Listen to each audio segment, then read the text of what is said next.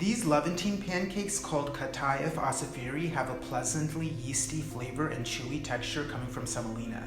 While the more well-known variety is deep fried, these are griddled and then filled with an Arabic cream pudding called Ashta.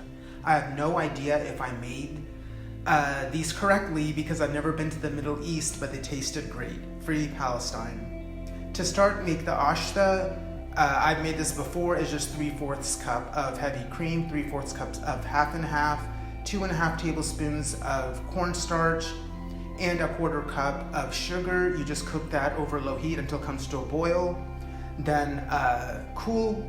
Now to make the pancakes, combine 1 cup of semolina, 1 cup of all-purpose flour, a half teaspoon yeast, 1 teaspoon baking powder, and a pinch of salt.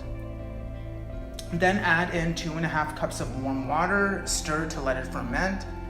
Then make the pancakes by putting about 2 tablespoons of the batter, make sure it's thin, into a well-buttered pan and cook only on one side until it no longer looks wet on top.